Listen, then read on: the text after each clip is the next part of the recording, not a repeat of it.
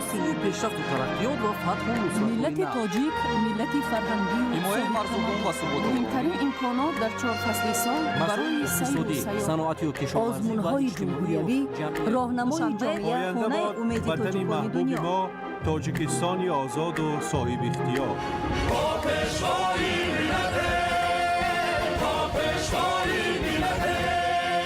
دوست باشید، اتفاق باشید، شکرانه همین دولت کنید، شکرانه همین سرزمین کنید، شکرانه کنید که چنین وطن عزیز و محبوب دارید.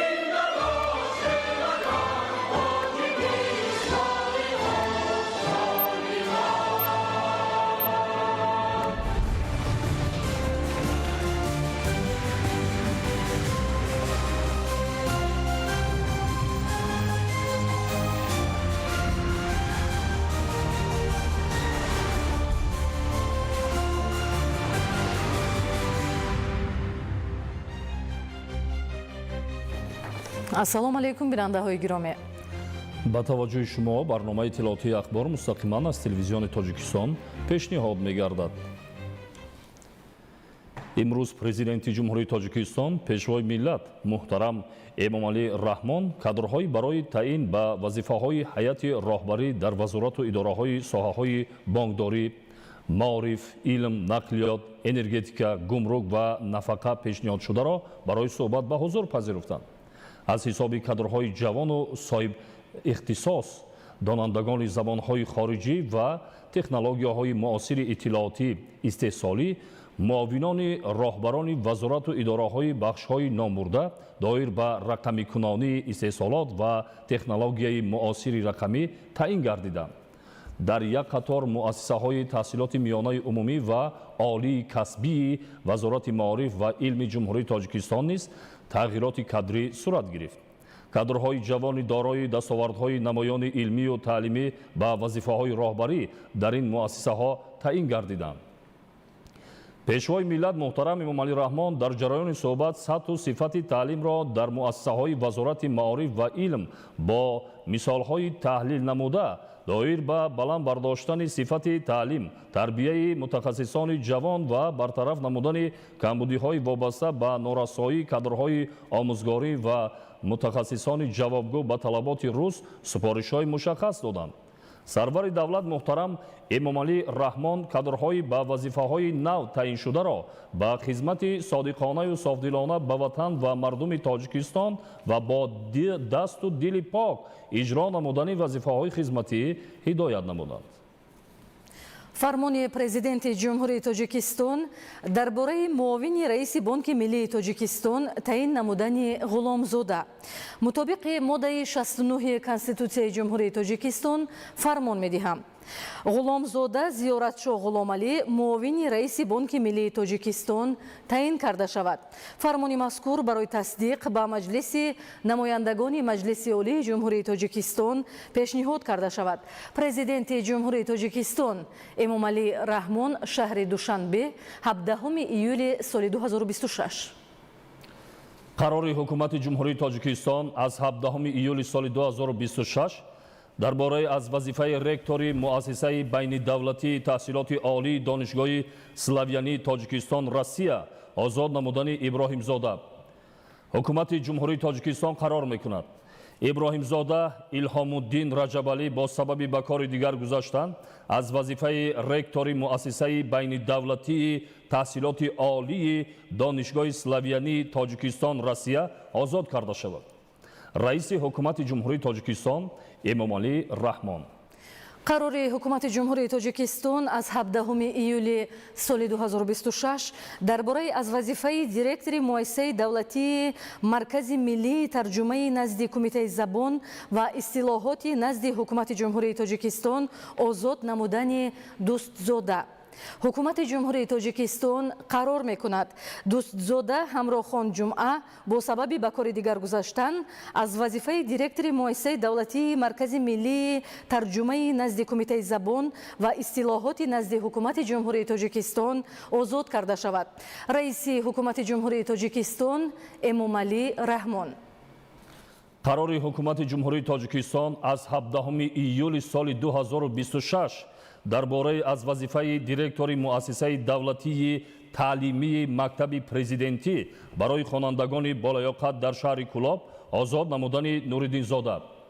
ҳукумати ҷумҳурии тоҷикистон қарор мекунад Нуриддинзода Сайҷамолиддин Ҳайдар бо сабаби ба кори дигар гузаштан аз вазифаи директори муассисаи давлатии таълимии мактаби президентӣ барои хонандагони болоёқат дар шаҳри Кӯлоб озод карда шавад. раиси ҳукумати ҷумҳурии тоҷикистон Эмомалӣ Раҳмон. қарори ҳукумати ҷумҳурии тоҷикистон аз 17 июли соли 2026 дар бораи аз вазифаи муовини директори агентии суғуртаи иҷтимоӣ ва нафақаи назди ҳукумати ҷумҳурии тоҷикистон озод намудани Ҷалолзода. ҳукумати ҷумҳурии тоҷикистон қарор мекунад Ҷалолзода Фирдавс Маҳмадмурод бо сабаби ба кори дигар гузаштан аз вазифаи муовини директори агентии суғуртаи иҷтимоӣ ва нафақаи назди ҳукумати ҷумҳурии тоҷикистон озод карда шавад.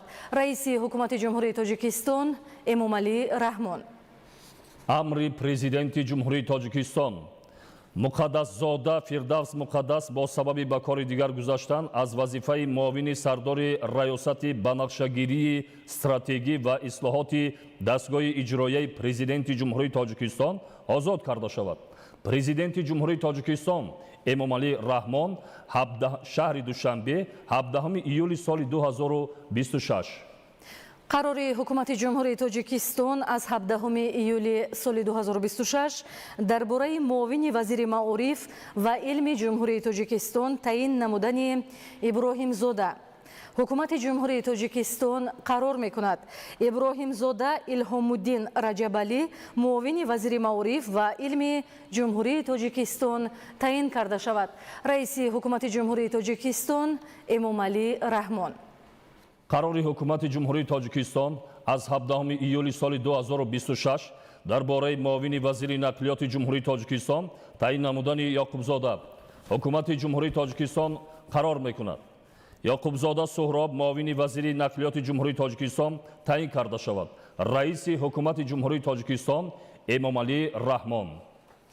қарори ҳукумати ҷумҳурии тоҷикистон аз 17 июли соли 2026 дар бораи муовини вазири энергетика ва захираҳои оби ҷумҳурии тоҷикистон таъин намудани Яҳьёзода. ҳукумати ҷумҳурии тоҷикистон қарор мекунад Яҳьёзода Парвиз Ҷамол муовини вазири энергетика ва захираҳои оби ҷумҳурии тоҷикистон таъин карда шавад.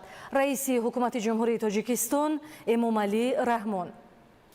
қарори ҳукумати ҷумҳурии тоҷикистон аз 17 июли соли 2026 дар бораи муовини сардори хадамоти гумруки назди ҳукумати ҷумҳурии тоҷикистон таъин намудани Давлатзода.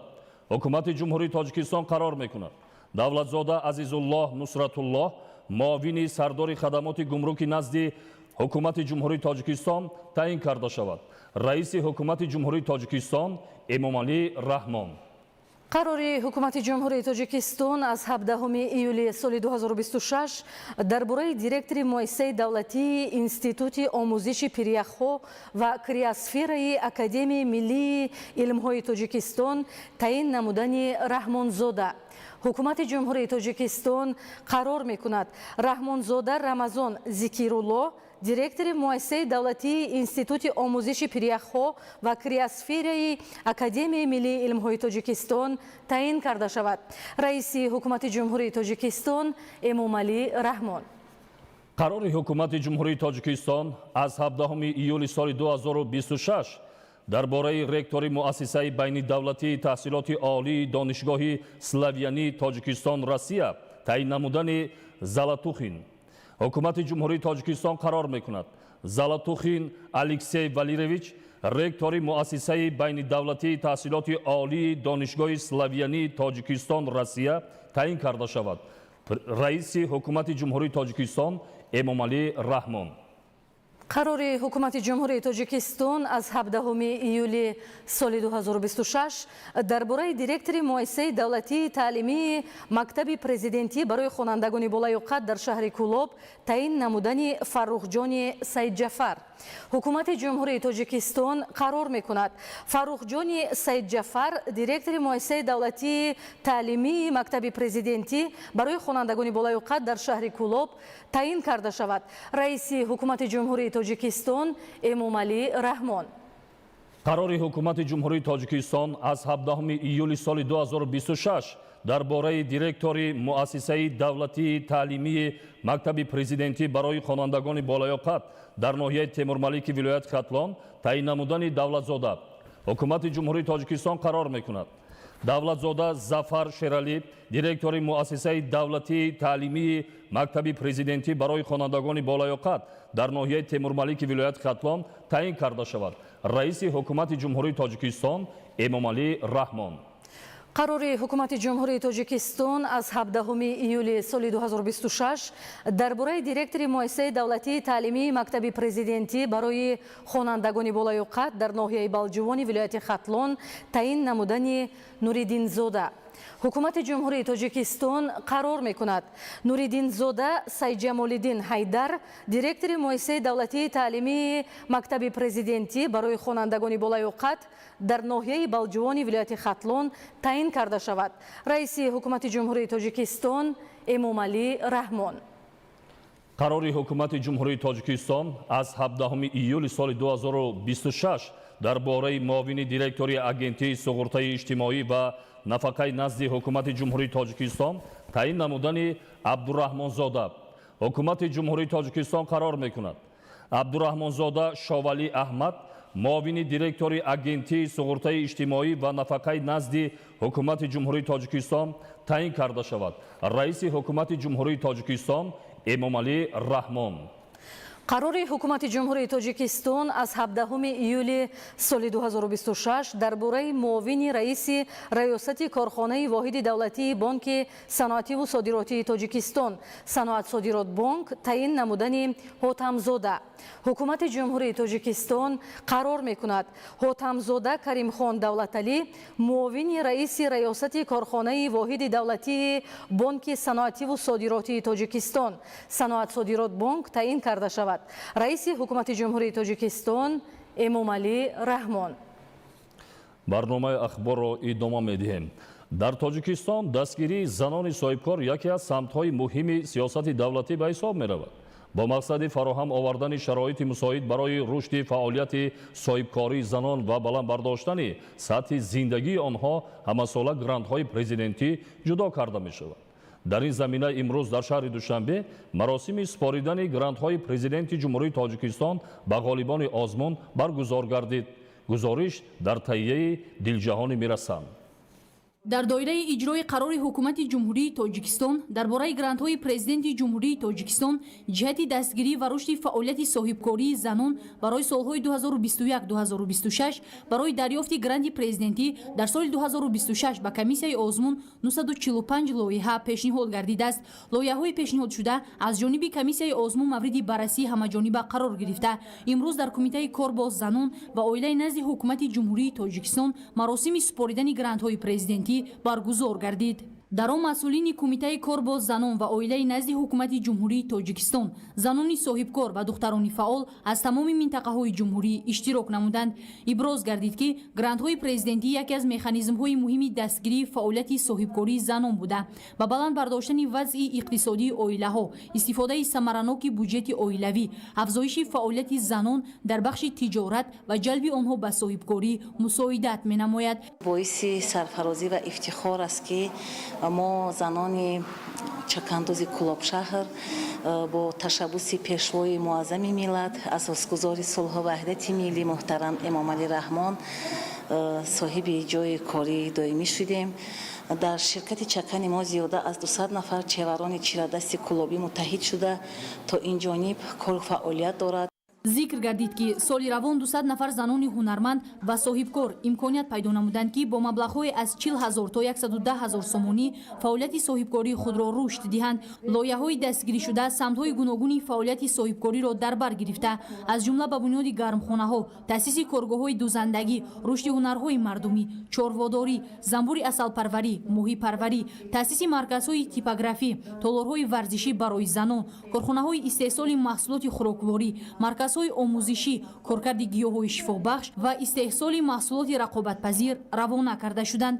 از صمیم قلب مادری میگویم که هنرمند باشی هیچ وقت خور نمیشه. البته همیشه دستت بالا، دستت به یگان چی نمیمونه. شاگرد تیار میکنی، فخر میکنی. شکرانه اون میکنیم که امروز ما به شرافت جناب عالی محترم مولی رحمان با گراند پرزیدنتی مشرف کردیم. ҳамзамон аз ғолибон даъват ба амал карда шуд ки бо истифода аз имкониятҳои фароҳамшуда фаъолияти худро боз ҳам густариш дода дар рушди иқтисоди кишвар, эҳёи ҳунарҳои миллӣ, истеҳсоли маҳсулоти рақобатпазир ва таъсиси ҷойҳои навикорӣ сами арзандаи худро гузоранд. дар фарҷом иштирокчиён чунин иқдомҳои ҳукумати ҷумҳурии Тоҷикистонро омили муҳими дастгирии занон, таҳкими соҳибкории хурду миёна ва баланд бардоштани нақши зан дар рушди иҷтимоиву иқтисодии мамлакат арзёбӣ намуданд. дар шаҳри Душанбе ба истиқболи ҷашни 35-солагии истиқлоли давлатӣ бунёди иншооти нави хизматрасонӣ идома дорад. яке аз онҳо маркази хизматрасонии Садои дӯстӣ мебошад ки бо саҳми соҳибкори ватанӣ бунёд мегардад ки пас аз мавриди истифода қарор гирифтан ба беҳтар гардидани сатҳи хизматрасонӣ, таъсиси ҷойҳои навикорӣ ва рушди инфрасохтори шаҳр мусоидат хоҳад кард. ҳамкорони мо гузориш медиҳанд. саҳми соҳибкорони ватанӣ дар рушди инфраструктури шаҳрӣ ва беҳтар гардидани сатҳи хизматрасонӣ ба аҳолӣ сол аз сол бештар мегардад. дар доираи сиёсати созандаву бунёдкоронаи ҳукумати ҷумҳурии Тоҷикистон ва ба истиқболи ҷашни 35-солагии истиқлоли давлатӣ дар шаҳри Душанбе бунёди иншооти нави хизматрасонӣ идома дошта, онҳо дар ободонии пойтахт ва беҳтар гардидани шароити зиндагии сокинон нақши муҳим доранд. яке аз чунин иншоот маркази хизматрасонии Садои дӯстӣ мебошад ки бо дастгирии мақомоти иҷроияи ҳокимияти давлатии шаҳри Душанбе ва ташаббуси соҳибкори ватанӣ Наврӯз Сабзаев бунёд мегардад. бинои 50-шона бо риояи талаботи меъмории муосир ва унсурҳои меъмории миллӣ сохта шуда, ҳангоми тарҳрезӣ ва сохтмони он ба сифати корҳои сохтмонӣ, бехатарии муҳандисӣ, истифодаи технологияҳои муосир ва фароҳам овардани муҳити мусоиди хизматрасонӣ таваҷҷӯҳи махсус зоҳир шудааст. пас аз мавриди истифода қарор додани марказ, барои сокинон ва меҳмонони пойтахт хизматрасониҳои гуногуни маишӣ ва иҷтимоӣ пешниҳод гардида, фаъолияти он ба беҳтар гардидани сифати хизматрасонӣ, рушди соҳибкорӣ ва қонеъ намудани талаботи аҳолӣ мусоидат хоҳад кард. айни замон корҳои ободониву созандагӣ дар ин маҷмӯа дар арафаи анҷомёбӣ қарор доштааст.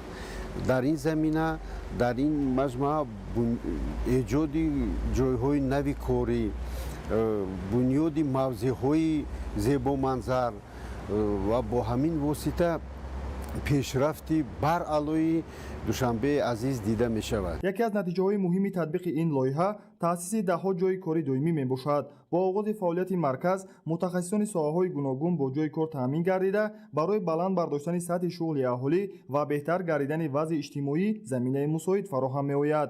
айни замон корҳои сохтмонӣ дар марҳилаи анҷомёбӣ қарор дошта, корҳои насбу васли таҷҳизот, пардозгарӣ ва омодасозии толорҳои хизматрасонӣ мутобиқ ба талаботи муосир идома доранд. шаҳри Бохтар имрӯзҳо дар партави сиёсати созандаву бунёдкоронаи давлат ва ҳукумати ҷумҳурии Тоҷикистон ба як майдони бузурги ободонӣ табдил ёфтааст. бунёду навсозии муассисаҳои таълимӣ ва дигар иншооти иҷтимоӣ ба истиқболи ҷашни 35-солагии истиқлоли давлатӣ на танҳо симои шаҳрро зеботар месозад, балки барои таълиму тарбияи насли оянда ва беҳтар гардидани сатҳи зиндагии сокинон заминаи устувор фароҳам меорад. исмоил соҳибназариён дар ин хусус гузориш медиҳад. татбиқи босамари барномаҳои ободониву созандагӣ ба истиқболи ҷашни 35-солагии истиқлоли давлатӣ имрӯзҳо дар саросари кишвар бо маром идома дошта, боиси бунёду навсозии ҳазорҳо иншооти таъиноти гуногун гардидааст. ин иқдомҳои созанда на танҳо симои шаҳру деҳоти мамлакатро зеботар мегардонанд, балки барои боз ҳам беҳтар шудани шароити зиндагии мардум, хизматрасонӣ ва рушди соҳаҳои муҳими иҷтимоӣ заминаи мусоид фароҳам меоранд. шаҳри Бохтар боқтар ҳамчун маркази маъмурии вилояти хатлон дар доираи ин тадбирҳои ободонӣ ба яке аз шаҳрҳои зебову муосири кишвар табдил ёфтааст. солҳои охир бо қомат афрохтани даҳҳо бинои маъмурӣ, истиқоматӣ, иҷтимоӣ, фарҳангӣ ва хизматрасонӣ, инчунин навсозии роҳҳо ва инфрасохтор барои зиндагӣ, таҳсил, фаъолияти меҳнатӣ ва истироҳати сокинон имкониятҳои мусоид фароҳам гардидааст. яке аз самтҳои афзалиятноки барномаи созандагӣ дар шаҳри бохтар рушди соҳаи маориф ва фароҳам овардани шароити ҷавобгӯ ба талаботи замони муосир барои таълиму тарбияи наслӣ наврас мебошад. бо ин мақсад бо ташаббуси масъулини мақомоти маҳаллӣ, татбиқи барномаҳои давлатӣ ва саҳми арзандаи соҳибкорону сокинони ватандӯст, бунёду аз навсозии муассисаҳои таълимӣ, муассисаҳои томактабӣ ва муҷаҳҳазгардонии онҳо бо таҷҳизоти муосир бо суръати баланд идома دارد. аз ҷумла дар маҳаллаи дӯстии шаҳри бохтар сохтмони бинои нави муассисаи таҳсилоти миёнаи умумӣ ҷараён дошта, он тибқи лоиҳа барои 2480 хонанда дар 2 баст пешбинӣ шудааст. ин муассисаи таълимӣ бо тарҳи замонавӣ бунёд гардида дорои синфхонаҳои барҳаво, озмоишгоҳҳои фаннӣ, толори варзиш, китобхона ва дигар шароити зарурӣ барои таълиму тарбияи босифат хоҳад буд. ҳамзамон корҳои сохтмонӣ дар бинои нави иловагии муассисаи таҳсилоти миёнаи умумии 14 низ бо маром идома дорад. бинои мазкур бо дар назардошти талаботи муосири соҳаи маориф сохта шуда барои 1280 хонанда дар 2 баст пешбинӣ гардидааст. фармоишгари иншооти мазкур лоиҳаи муштараки дастгирии амалисозии стратегияи миллии рушди маорифи ҷумҳурии тоҷикистон буда, корҳои сохтмониро ҷамъияти дорои масъулияти маҳдуди мураттаб анҷом медиҳад. тибқи нақша ин муассиса соли 2027 мавриди баҳрабардорӣ қарор хоҳад гирифт. дар баробари ин сохтмони бинои иловагии таълимӣ дар назди муассисаи таҳсилоти миёнаи умумии 8 шаҳри бохтар низ идома дошта, он барои 640 ҷойи нишаст пешбинӣ шудааст. ин иншоот аз ҳисоби маблағҳои буҷети мақомоти иҷроияи ҳокимияти давлатии шаҳр бунёд гардида, ҳадафи асосӣ аз сохтмони он беҳтар намудани шароити таҳсил, коҳиш додани сарбории ҷойи нишаст ва фароҳам овардани муҳити мусоиди омӯзиш барои хонандагон мебошад. дар доираи корҳои созандагӣ дар шаҳри бохтар ба рушди муассисаҳои томактабӣ низ таваҷҷӯҳи махсус зоҳир карда мешавад. бо ҳамин мақсад дар кӯчаи 1 майи шаҳр сохтмони муассисаи нави таҳсилоти томактабӣ барои 200 кӯдак идома дошта, он баъди мавриди истифода қарор гирифтан имконияти фарогирии бештари кӯдаконро ба таҳсилоти томактабӣ фароҳам меорад. тӯли 1 сол оянда сохта ба истифода додани 4 адад муассисаҳои таҳсилоти миёнаи умумӣ ба нақша гирифта шудааст ва аз номи кулли маорифчиёни шаҳри бохтар ва муҳтарам пешвои муаззам миллат изҳори миннатдорӣ менамоем ва мо ҷавобан ба ин ғамхориҳои роҳбарияти олии кишвар дар рушду нумӯи соҳаи маориф шаҳри бохтар, таълим ва тарбияи дурусти шогирдон, дар рӯҳияи ватандӯстиву инсонпарварӣ, меҳанпарастӣ, тарбия намудани насли наврас саҳми босазои худро хоҳем гузошт. имрӯзҳо дар баробари муассисаҳои соҳаи маориф дар даҳҳо иншооти соҳаҳои тандурустӣ, саноат, савдо, хизматрасонӣ, фарҳанг, варзиш ва дигар бахшҳои иқтисодиву иҷтимоии шаҳри бохтар корҳои сохтмонӣ бо суръат идома доранд. ин иқдомҳои созанда шаҳри бохтарро боз ҳам ободу зебо гардонида барои истиқболи сазовори ҷашни муқаддаси 35-солагии истиқлоли давлатӣ барои сокинон тӯҳфаи арзанда хоҳад буд. дар ноҳияи Фархор ҷиҳати омодагиҳо ба ҷашни 35-солагии истиқлоли давлатӣ тадбирҳои роҳсозӣ вусъат дорад. ин албат бо саҳми сокинон корҳои роҳсозӣ дар ҳудуди ҷамоати деҳоти ватан мароми тоза касб намудааст. гузориш дар ин бора. омодагиҳо ба ҷашни бузургу муқаддас 35-солагии истиқлоли давлатӣ дар ноҳияи Фархор бо вусъати созандагиҳо идома дорад. марҳилаи навбатии корҳои роҳсозӣ дар деҳаҳои ҳудуди ҷамоати деҳоти ватан ривоҷи тоза касб намудааст. роҳҳои автомобилгарди аҳамияти маҳаллӣ дошта ки то дурдасттарин деҳаҳои ҳудуди ҷамоати мазкурро дар бар мегирад, дар заминаи сиёсати созандаву бунёдкоронаи ҳукумати ҷумҳурии Тоҷикистон, ташаббуси мақомоти иҷроияи ҳокимияти давлатӣ ва саҳмгузории соҳибкорону сокинони ватандӯст таъмиру навсозӣ карда мешаванд. сарҷамъии сокинони рӯстоҳо, сафарбарии техникаву механизмҳои роҳсозӣ дар ҳудуди деҳаҳои Садоқат, Меҳровар ва Кӯҳдоманд бешак ба рушду пешрафт, рафъи камбудиҳо дар маҳал ва рушди инфраструктури деҳот заминаи устувор хоҳад гузошт.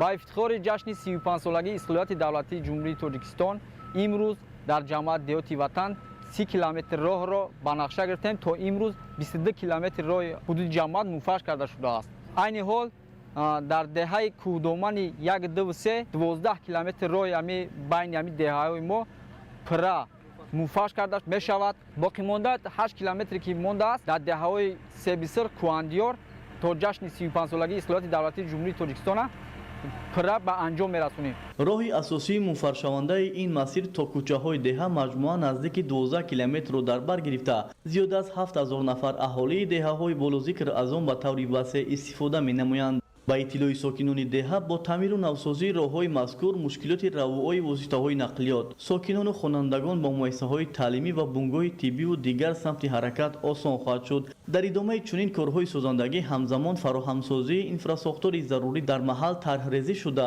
то таҷлили ҷашни 35-солагии истиқлоли давлатӣ аз ҷониби сокинони заҳматқарин амалӣ мегардад.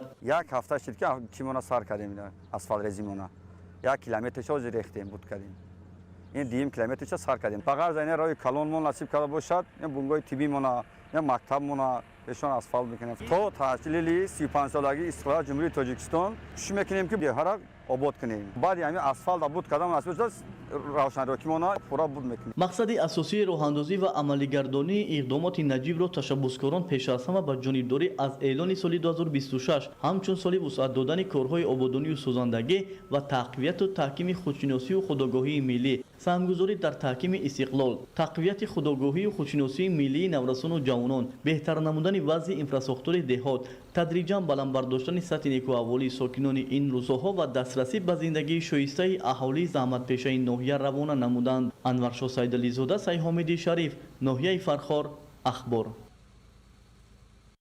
дар шаҳри Исфара ба истиқболи ҷашни 35-солагии истиқлоли давлатӣ корҳои ободониву созандагӣ бо маром идома дорад. бо саҳми соҳибкорону сокинони ватандӯст бунёди иншооти иҷтимоӣ, мунфаршкунии роҳҳо, чароғонкунӣ, кабудизоркунӣ ва дигар тадбирҳои ободонӣ вусъати тоза касб намудааст. гузориш дар ин хусус. бо наздик шудани ҷашни муқаддаси 35-солагии истиқлоли давлатии ҷумҳурии Тоҷикистон дар шаҳри Исфара корҳои созандагиву ободонӣ вусъати тоза гирифта силсилаи иншооти муҳими хоҷагии халқ бунёд карда мешавад.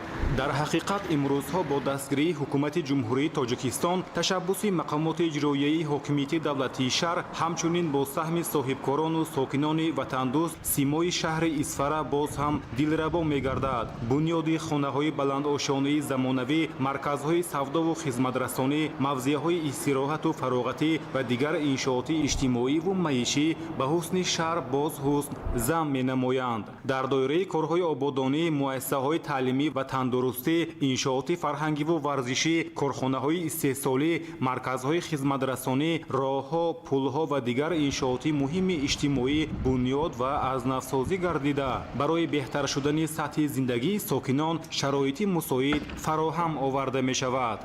дар дораи нақши чорабиниҳо сохта ба истифода додани 1085 иншоот ба нақша гирифта шуда то ба имрӯз 1031 иншоот аз ҷумла корхона ва коргоҳҳои истеҳсолӣ, муассисаҳои таълимиву томактабӣ, марказҳои савдову хизматрасонӣ, бунгоҳу марказҳои саломатӣ сохта ба истифода дода шудаанд. танҳо давоми 3-4 соли охир аз ҳисоби соҳибкорони ба нанги номуси шаҳр ва сокинони маҳаллӣ зиёда аз 390 километр роҳҳо ба пуррагӣ мунфаш карда шудаанд. мақсади асосии ин зиёд намудани ҷойҳои корӣ, тозаву боз ҳам зеботар гардидани шаҳри азизамон Исфара мебошад.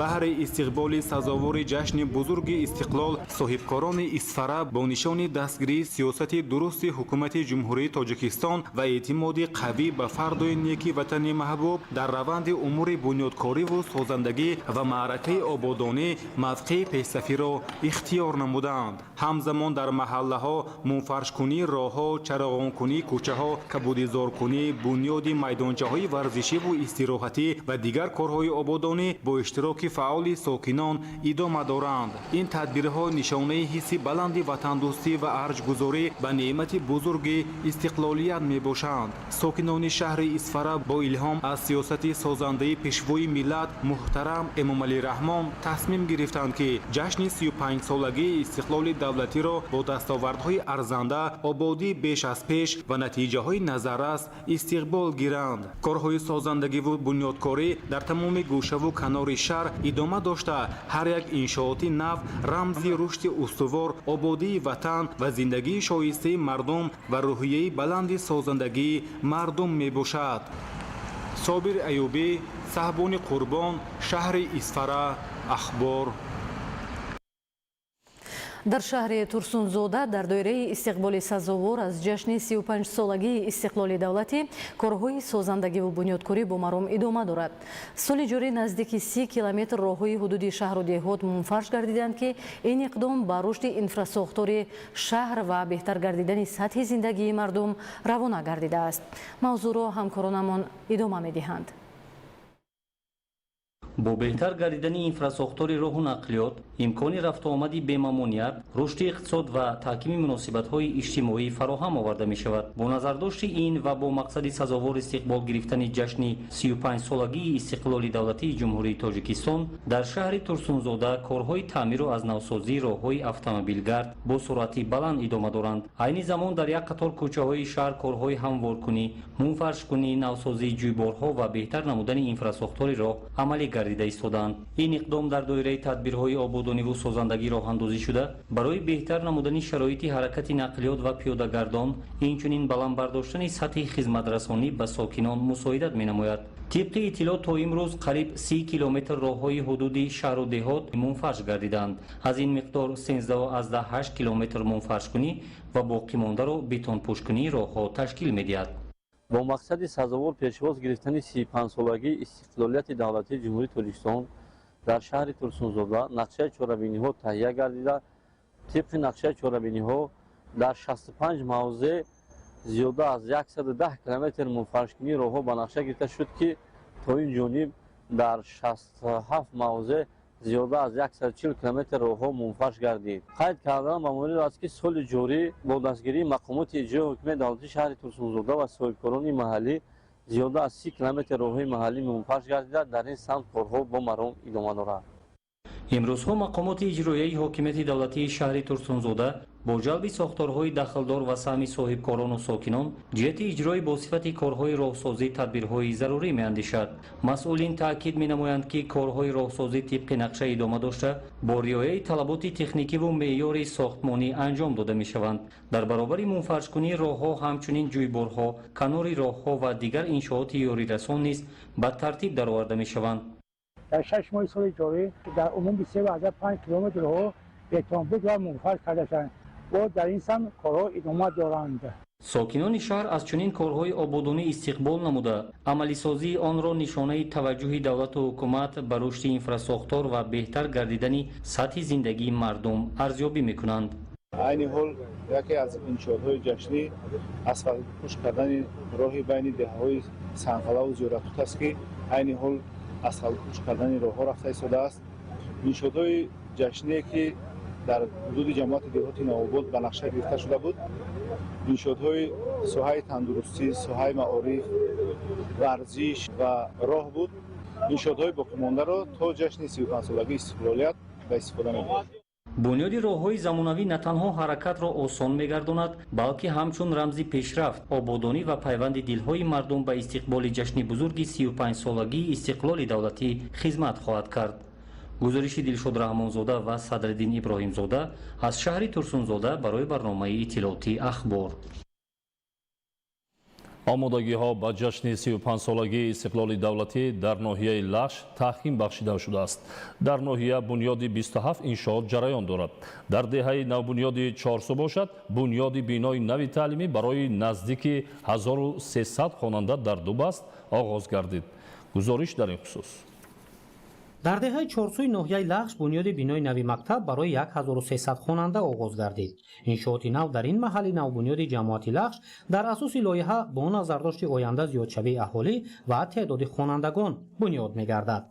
طبق نقشه زیادشوی تعداد خواجگی‌ها و فراهمسازی اینفراستراکچور برای زندگی در نظر است.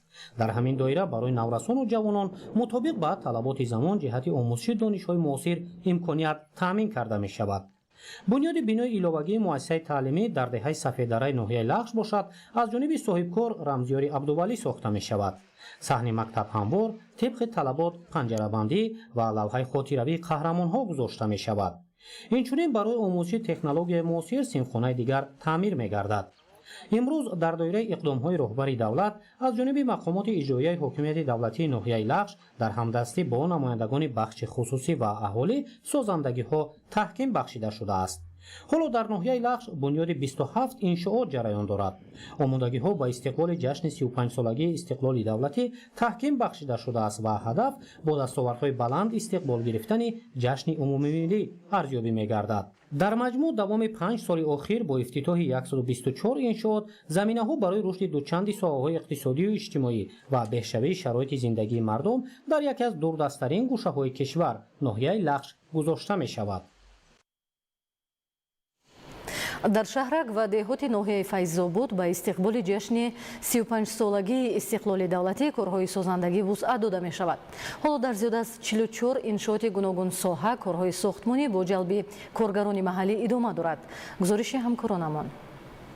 در 6 ماه سال 2026 در دایره کارهای آبادانی و استقبال جشن 35 سالگی استقلال دولتی در شهرک و دهات ناحیه فیض‌آباد 63 انشاءات گوناگون تعیینات ساخته و استفاده داده شد که عملی ساختن این تدبیر مهم سازندگی بر رشد حیات اجتماعی و اقتصادی ناحیه زمینه گذاشت. با تطبیق مرحله نوی سازندگی در نزد مؤسسه تحصیلات میانه عمومی رقم 61 جماعت دهات مهرآباد ناحیه فیض‌آباد دو صنفخانه نو و استفاده داده شد. صنفخانه‌های نو با کامپیوتر و دیگر لوازمات ضروری خانش تامین کرده شده برای آینده به تعلیم و تربیت فرا گرفتن خوانندگان پیش بینی شده است. تاکید گردید که با رشد ساحه معارف سال از سال سطح و صفت تعلیم در کشور از جمله در دهات ناحیه فیض‌آباد بهتر گردانده می شود که هدف در شرایط خوب به تعلیم و تربیت فرا گرفتن نسل آینده ساز می باشد. نمایندگان حکومت جمهوری تاجیکستان و مقامات اجرایی حاکمیت دولتی ناحیه از رفت ساختمانی یکچند انشاءات جشنی و اجرای کارهای صحرایی در خواجگی‌های دهقانی دیده نمودند. طبق معلومات فعلا در 44 انشاءات تعیینات گوناگون کارهای ساختمانی با جلب کارگران محلی ادامه دارد. حالا طبق نقشه اکثر انشاءات جشنی در دهات وسعت یافته در کارهای سازندگی سهم ساکنان و صاحبکاران نظررس ارزیابی می شود. تالاری ورزشی، باغچه کودکانه، بینای جماعت دهات جوانان از زمره یکی از انشاءات جشنی در حدود جماعت دهات بهار و جماعت دهات دوستمراد علی و حساب می رود که آنها در روزهای تجلیل از جشن 35 سالگی استقلال دولتی ساخته به استفاده داده می شود. بنیاد انشاءات نوی ورزشی، معارف و تندرستی و خدمترسانی در دهات آینده صفت خدمترسانی ها را به مردم به خصوص نسل جوان بهتر و بر رشد حیات اجتماعی و اقتصادی زمینه استوار خواهد گذاشت. تا امروز نقشه بنیاد انشاءات با استقبال جشن 35 سالگی استقلال دولتی در ناحیه فیض‌آباد زیاده از 100% اجرا شده. حالا در 44 انشاءات ایلوگی کارهای ساختمانی ادامه دارد. در ناحیه فیض‌آباد با مسئله استفاده ثمرناک زمین، گرفتن 3/4 حاصل از یک زمین و استفاده زمین‌های نزد حولگی دقت اولین درجه ظاهر کرده می شود. همین است که خواجگیداران ناحیه با درک مسئولیتی بلند هر قطعه زمینی در اختیار بوده را ثمرناک استفاده نموده برای تامین بازار داخلی با محصولات تر و تازه وطنی و رشد ساحه سهمی ارزنده می‌گذارند. در 6 ماه سال 2026 از جانب 831 کارخانه صنعتی شهر دوشنبه با مبلغ بیش از 4 میلیارد سومانی محصولات استحصال گردید که این نشان داد نسبت به همین دوره سال گذشته 883 میلیون سومانی زیاد می باشد. این نقطه امروز در نشست مطبوعاتی مقامات اجرایی حاکمیت دولتی شهر دوشنبه که با اشتراک مسئولین و روزنامه‌نگاران دایر شد تاکید گردید. ابراز شد که با مقصد باز هم آباد و زیبا گردانیدن کوچه و خیابان‌های پایتخت دوام 6 ماه سال جاری با مقدار بیش از 610,000 بیخ درخت و بوته‌ها 12 از 10 5 миллион дона гулҳои мавсимию бисёрсола шинонда шуда дар масоҳати 124 000 метри мураббаъ майдони майсазору чаманзор ташкил карда шуд. дар идома зикр гардид ки дар давоми моҳҳои январ июни соли 2026 бо ҳама намудҳои нақлиёт 231 миллион нафар мусофир кашонда шудааст ки нисбат ба ҳамин давраи соли 2025 6% зиёд мебошад. яке аз масъалаҳои муҳими соҳаи заминсозӣ ҷорӣ намудани харитаҳои кадастрӣ дар ташкилоти минтақавӣ ба қайдгирӣ мебошад ки ба ҳалли масъалаҳои ҳудудию маъмурӣ мусоидат мекунад. дар айни замон дар 37 ташкилоти минтақавӣ ба қайдгирӣ харитаҳои кадастрӣ дар шакли рақамӣ ҷорӣ гардиданд ки мавриди корбарӣ қарор доранд. дар ин хусус имрӯз масъулини кумитаи давлатии идораи замин ва геодезии ҷумҳурии Тоҷикистон ба хабарнигорон хабар дод. иттилоъ дода шуд ки то 30 июни соли равон шумораи умумии хоҷагиҳои деҳқонӣ дар миқёси ҷумҳурӣ 200 097 ро ташкил медод. дар 6 моҳаи якуми соли равон 1330 хоҷагии деҳқонии навтаъсис аз ҷумла 414 то дар вилояти Суғд, 573 то дар вилояти Хатлон, 82 то дар вилояти Мухтори Кӯҳистони Бадахшон ва 261 тои дигар дар ноҳияҳои тобеи ҷумҳурӣ ба қайди давлатӣ гирифта шуданд. шумораи умумии саҳмдорони хоҷагиҳои деҳқонӣ дар миқёси ҷумҳурӣ 796 094 нафар буда, дар вилояти Суғд 296 448 нафар, дар вилояти Хатлон 373 379 нафар, дар вилояти Мухтори Кӯҳистони Бадахшон 23 719 нафар ва дар ноҳияҳои тобеи ҷумҳурӣ 102 548 нафар ба қайд гирифта шуданд. дар 6 моҳи соли равон аз ҷониби хадамоти иҷрои назди ҳукумати ҷумҳурии Тоҷикистон дар доираи 95 917 истеҳсолоти самти алимент 106 миллиону 563 594 сомонӣ ба манфиати модару кӯдак рӯёнида шуд. дар ин хусус имрӯз зимни нишасти матбуотӣ масъулини ин ниҳод иттилоъ доданд. иброз гардид ки соли 2025 бо фармоиши дахлдор дар назди сардори хадамоти иҷро оид ба ҳалли мушкилоти рӯёнидани маблағ ба манфиати давлат, пардохти маблағи алимент, татбиқи маҳдудияти қонунӣ нисбат ба қарздорон ва рӯёнидани пардохти иҷро, баррасӣ ва ҳалли масъалаҳои гуфташуда ситод ташкил карда шуд. дар ҳар 10 рӯз ин самтҳои фаъолият бо иштироки иштирокчиён мавриди муҳокима қарор дода шуданд. ҳаҷми умумии қарзҳои пешниҳод намудаи Амонатбонк дар 6 моҳи соли 2026 бо назардошти қарзҳои байнибонкӣ 1.2 миллиард сомониро ташкил дод. дар ин хусус масъулини корхонаи воҳиди давлатии бонки амонатгузории ҷумҳурии Тоҷикистон Амонатбонк зимни нишасти матбуотӣ ба хабарнигорон иттилоъ дод. гуфта шуд ки дар ин давра Амонатбонк ба 27.8 ҳазор муштарӣ қарзҳо пешниҳод намуд. дар ин давра сандуқи қарзи Амонатбонк ба зиёда аз 4 миллиард сомонӣ расонида шуда, шумораи қарзгирон аз рӯи бақияи қарзҳо 85 000-ро ташкил менамояд. ҳаҷми сандуқи қарзӣ нисбат ба ҳамин давраи соли 2025 21.9% ва шумораи қарзгирон 3% афзоиш ёфтааст. таъкид шуд ки маблағҳои қарзӣ ба аҳолӣ ба соҳаҳои кишоварзӣ, соҳибкорӣ, саноат, тиҷорат, сохтмон, хариди манзил ва дигар бахшҳои муҳими иқтисодиёт равона карда шудааст. идомаи ахбор. дар Тоҷикистон ба рушди соҳаи маориф, беҳсозии сифати таълиму тарбия ва муассирсозии низоми идоракунӣ тадбирҳои зарурӣ амалӣ карда мешавад. лоиҳаи муҳити таълим асоси таҳсилоти босифат яке аз тарҳҳои муосир дар соҳаи маориф аст ки татбиқи он натиҷаҳоро барои пешгирии санҷишҳои такрорӣ ва беҳсозии сифати таълим афзун мегардонад. маорифи тоҷикистон 11 лоиҳаи сармоягузории давлатӣ ба маблағи 4.6 миллиард сомонӣ амалӣ мешавад ки роҳандозии тадбири мазкур ба рушди минбаъдаи соҳа ва беҳсозии сифати таълим замина мегузорад. муҳити солим асоси таҳсилоти босифат. ин лоиҳа бо истифода аз таҷрибаи пешқадами кишварҳои пешрафта бо дастгирии ҳукумати кишвар ва ҷалби шарикони рушд амалӣ мешавад. вобаста ба натиҷаҳои татбиқи лоиҳаи мазкур бо ибтикори агентии назорат дар соҳаи маориф ва илми назди президенти ҷумҳурии тоҷикистон бо иштироки намояндагони вазорати маориф ва илм ва масъулини муассисаҳои таълимӣ ҳамоиш доир шуд. таъкид гардид ки агентии назорат дар соҳаи маориф ва илм аз соли 2026 фаъолияти худро тибқи лоиҳаи мазкур барои рушди амалия ва такмили низоми мониторинги сифати таҳсилот ва арзёбии муҳити таълим ба роҳ мондааст. дар 5 сол яъне ки ба муассисаи таълимӣ як маротиба рафта мо санҷиш мегзаронем ки ин албатта санҷиши маҷмӯӣ мешавад ки дар ҳама аттестатсия ҳама критерия ҳам сифати таҳсилота мо муайян мекунем. агентии назорат дар соҳаи маориф ва илм дар доираи татбиқи лоиҳаи муҳити солим асоси таҳсилоти босифат баҳодии маҷмӯӣ ва фаъолияти муассисаҳои таълимии таҳсилоти умумиро дар шакли озмоишӣ дар 25 муассисаи таҳсилоти умумии давлатӣ мақоми ҷумҳуриявӣ дошта ва ғайридавлатӣ баргузор намуд.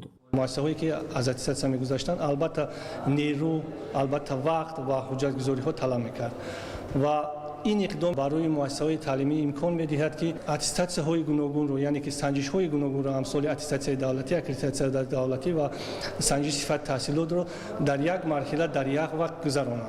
ҳамзамон таъкид гардид ки агентии назорат дар соҳаи маориф ва илм бо дастгирии президенти ҷумҳурии тоҷикистон пешвои миллат муҳтарам эмомалӣ раҳмон дар асоси омӯзиши таҷрибаи давлатҳои пешқадам бо мақсади пешгирии санҷишҳои такрорӣ дар доираи татбиқи лоиҳаи муҳити таълим асоси таҳсилоти босифат лоиҳаи қоидаҳои гузарондани баҳодиҳии маҷмӯӣ ва фаъолияти муассисаҳои таҳсилоти умумиро дар шакли муттаҳидшудаи аттестатсионии давлатӣ аккредитатсияи давлатӣ ва арзёбии сифати таҳсилот таҳия намудааст.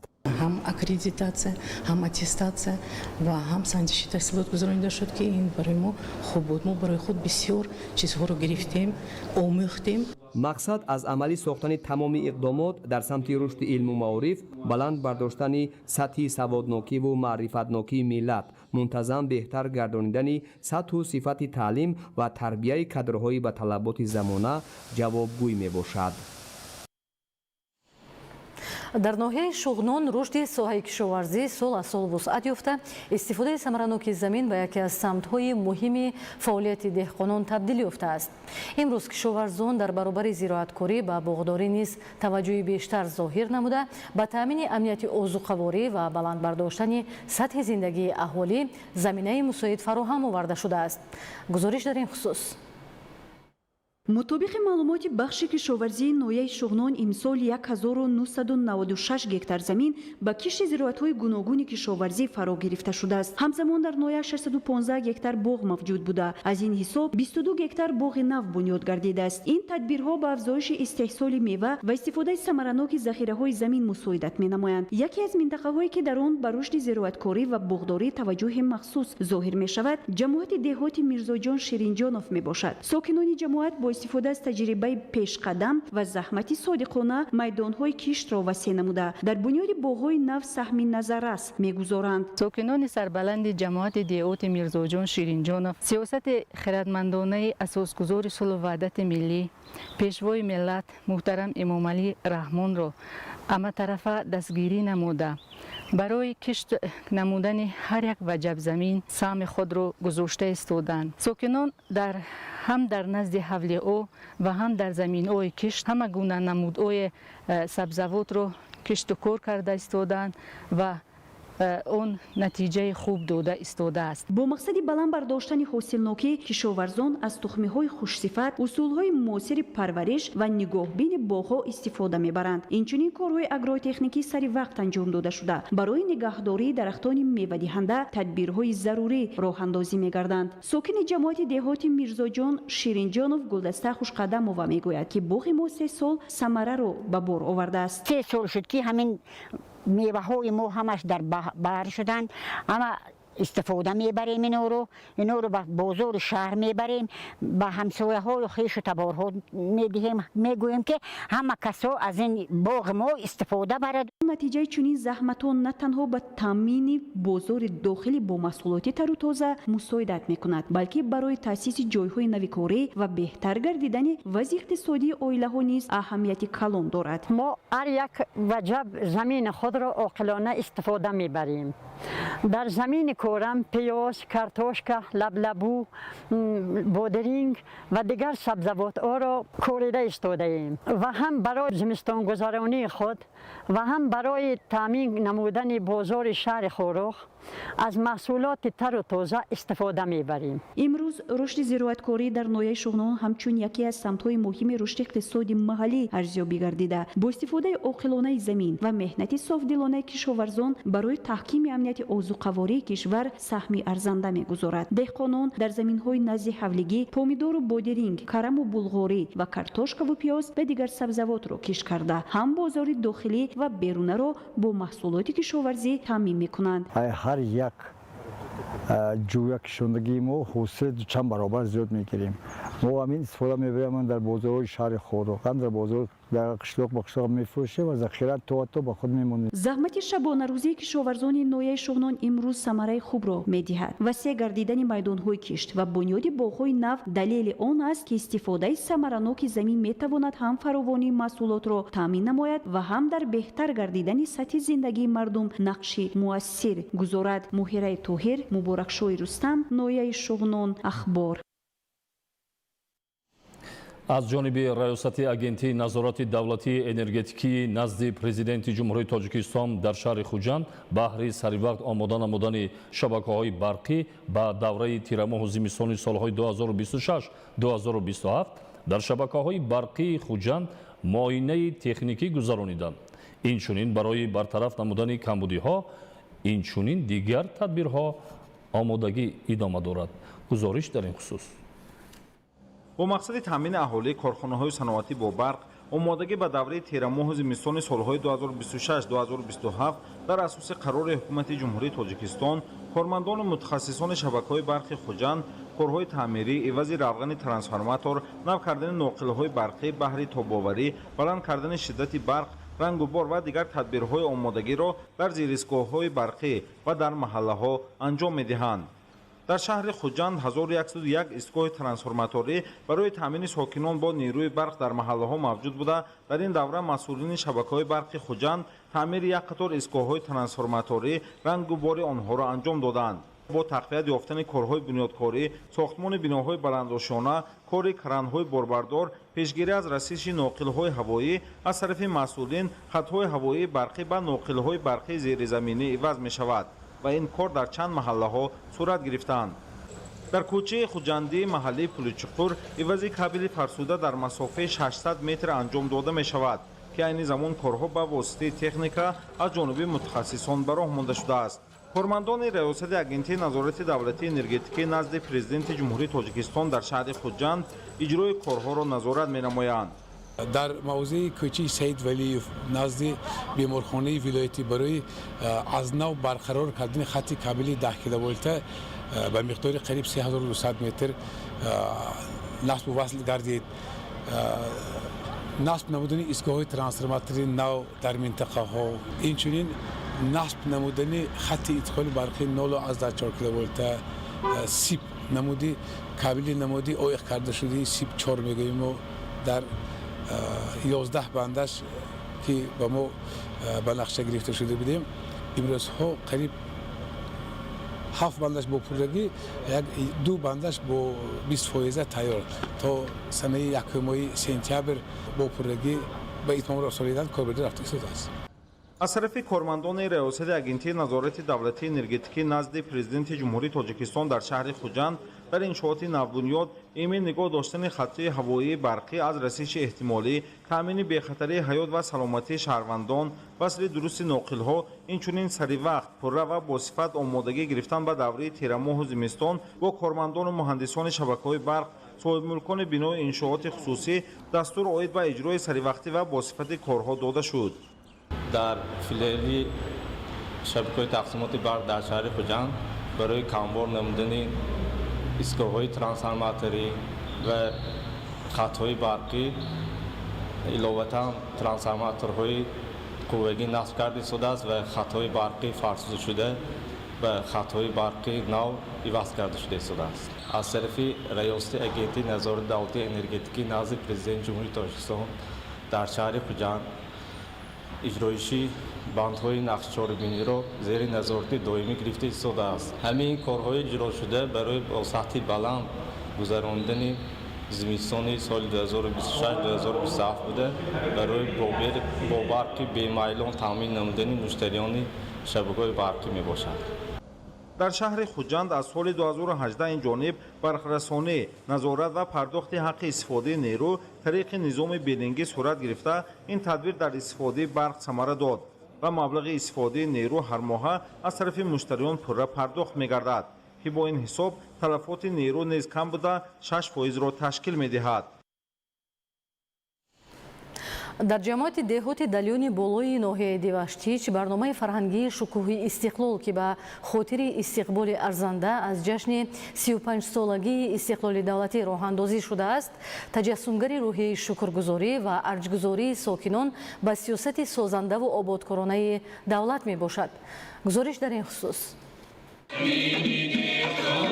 навои суруду таронаҳои дилнишин, чеҳраҳои болидаи мардум ва фазои идона. деҳаи далёни болои ҷамоати деҳоти далёни болои ноҳияи Деваштич имрӯз шоҳиди баргузории барномаи фарҳангӣ бахшида ба истиқболи арзандаи ҷашни 35-солагии истиқлоли давлатии ҷумҳурии Тоҷикистон таҳти унвони шукӯҳи истиқлол гардид. чорабиние ки на танҳо як маҳфили фарҳангӣ, балки рамзи арҷгузории сокинон ба сиёсати созандаву ободгаронаи пешвои миллат муҳтарам эмомалӣ раҳмон маҳсуб мешавад. имрӯз деҳоти далёнро касоне ки чанд сол қабл аз ин ҷо дидан карда буданд ба душворӣ мешиносанд, зеро таи солҳои соҳибистиқлолӣ бо дастгирии ҳукумати ҷумҳурии Тоҷикистон мақомоти маҳаллии вилояти Суғду ноҳияи Деваштич ва саҳми аҳолии деҳот симои деҳа ба куллӣ дигаргун шудааст. роҳҳои мумфаш, иншооти нав, муҳити тозаву озода ва корҳои ободонӣ аз оғози марҳилаи нави рушди ин маҳал дарак медиҳанд. бо хизматгузорӣ ва ташаббуси дурандешонаи пешвои муаззами миллат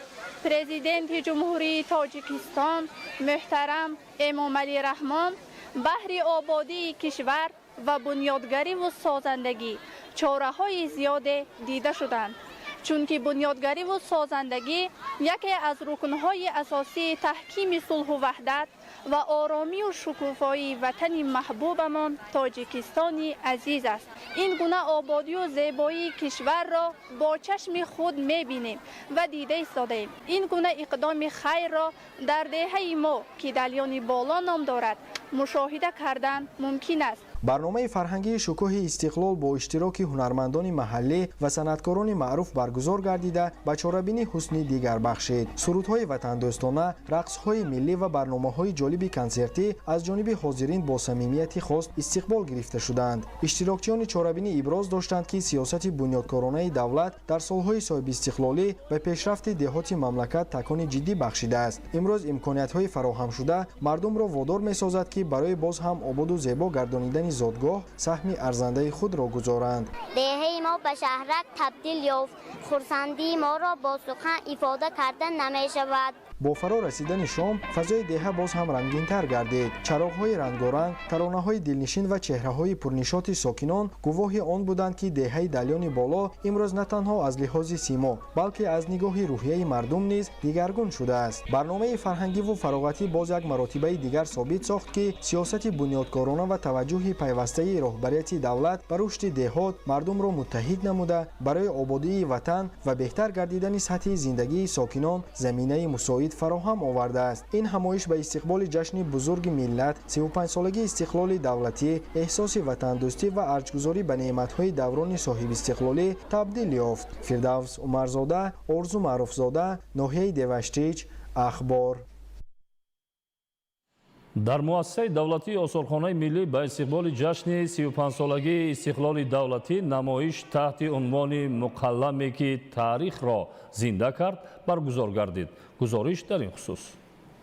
дар муассисаи давлатии осорхонаи миллӣ ба истиқболи ҷашни 35-солагии истиқлоли давлатӣ намоиш баргузор гардид.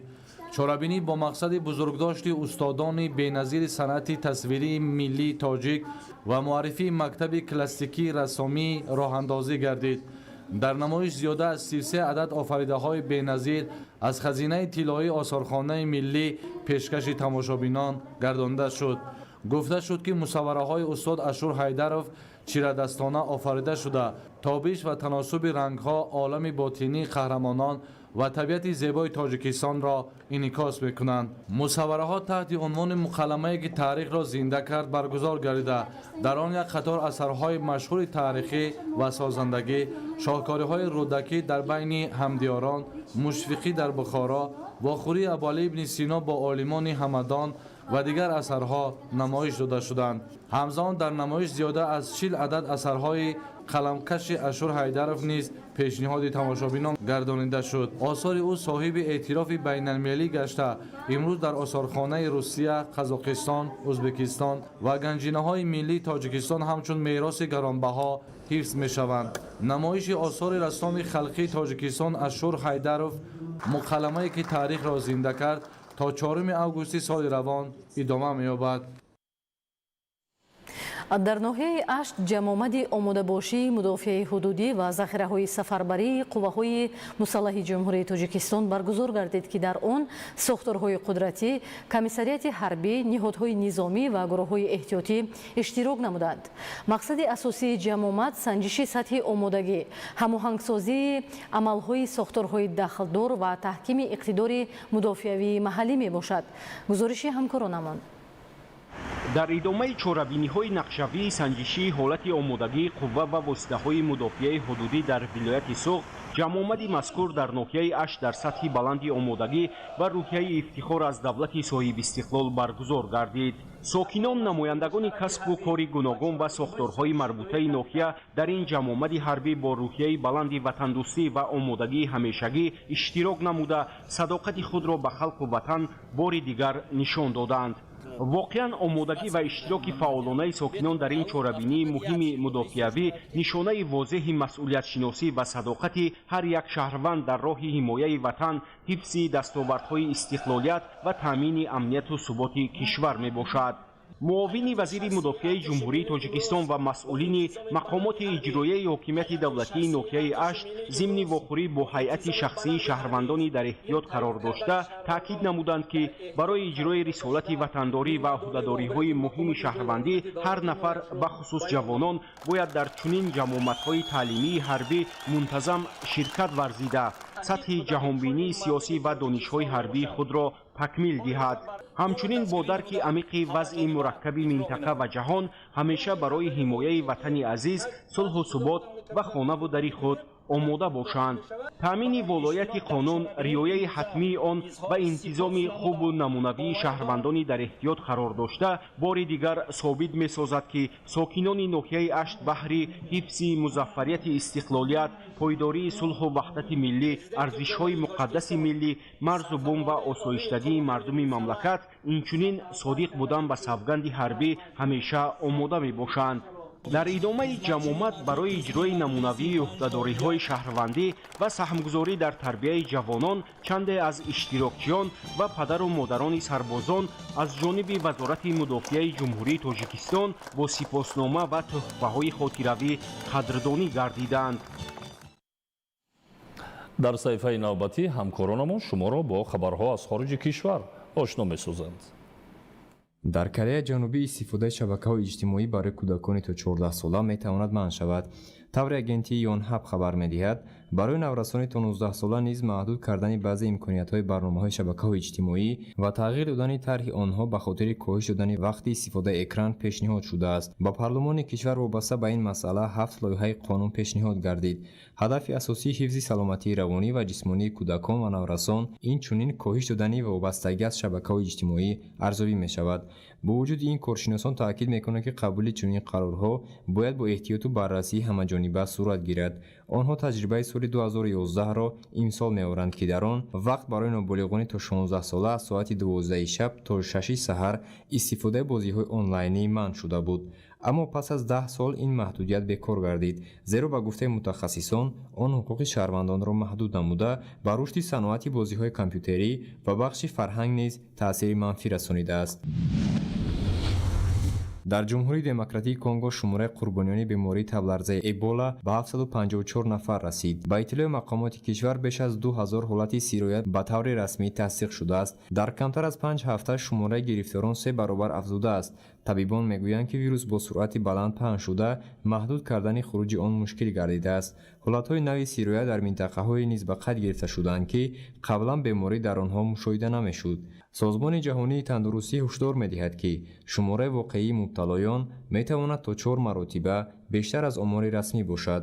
ба гуфтаи коршиносон дар 80% ҳолатҳои нави сироят манбаи паҳншавии беморӣ муайян карда намешавад.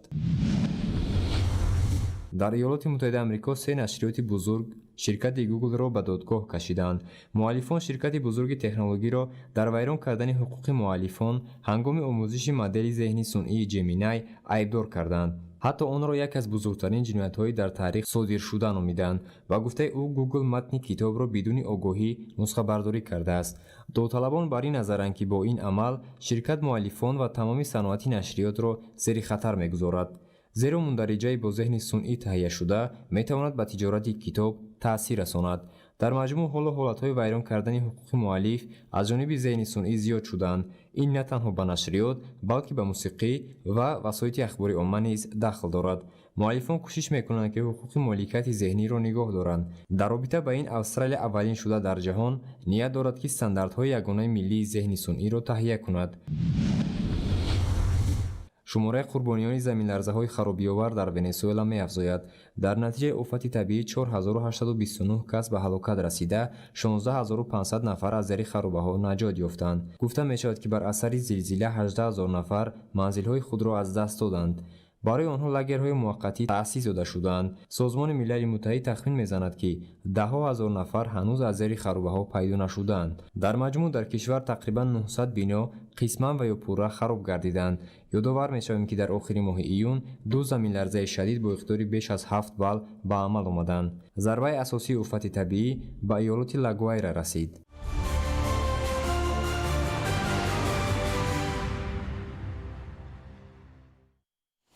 бинандаҳои азиз, ин буд барномаи иттилоотии ахбор.